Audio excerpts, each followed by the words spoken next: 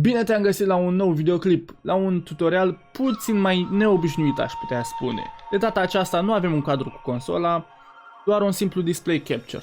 De ce? Deoarece am observat faptul că mulți DJ, în special cei începători, nu știu de unde să-și descarce muzica, excluzând site-urile dedicate de descărcarea melodiilor. Dar există și varianta aceasta, YouTube MP3 de exemplu, pe care o folosesc adesea începătorii. Eu am pus linkul de la un mashup de-al meu, am dat download, mi l-a descărcat și o să încercăm să facem o comparație dintre un site uzual și un site mai puțin cunoscut de amatori, dar foarte bun. De ce zic asta? Pentru că ai opțiunea de a selecta calitatea melodiei. Eu de obicei recomand tuturor să descarce la minim 320 kilobits. De ce? Pentru că sunetul este mult mai clar, ai mai puține pierderi de frecvență, iar experiența audio este mult mai apropiată de original. Dacă descarci piese la 128 sau 192 de kilobits, o să observi că basul e mai slab, în altele sunt tăiate, sunetul pare mai plat. Dar totuși aici vine partea mai interesantă. Chiar dacă o piesă scrie că este 320 kilobits, nu înseamnă neapărat că este și de calitate reală. Uneori fișierele sunt upscale-uite, adică au fost convertite dintr-o calitate mai slabă într-una mai mare, dar fără să câștige detalii reale. Și aici intervine partea de analiză.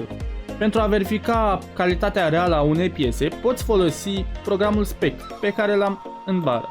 O piesă de calitate înaltă, 320 kilobits per secundă real, urcă până aproape de 20 kHz. Dacă vezi că frecvența se oprește brusc la 16 kHz sau mai jos, atunci piesa nu este de calitate reală 320. Și punem piesa aceasta, The Weeknd, un remix, care este descărcată, bineînțeles, cu acel As Converter. Nu este cel mai bun, dar este cel pe care îl folosesc eu cel mai des. De obicei, site-urile slabe, veți vedea imediat, nu urcă nici măcar la 15 kHz. Pe când As Converter urcă destul de sus, aș putea spune. Este la un standard mediu. Dar, totodată, o piesă care este descărcată direct de la sursă, uite așa ar trebui să arate. Să urce chiar până la 20 kHz. Cu acest program puteți analiza piesa, cum v-am spus, și să aveți o perspectivă mult mai detaliată a piesei. Și dacă tot am descărcat piesa de pe YouTube MP3, vom observa acum o diferență dintre piesa descărcată de pe YouTube MP3, ați văzut cum iese de pe As MP3 și cum este o piesă la calitate înaltă.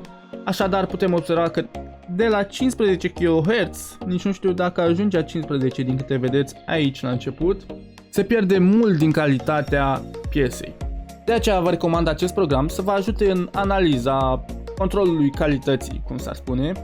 Și cu siguranță o să vă las și un link în descriere și sper să ne auzim pe data viitoare.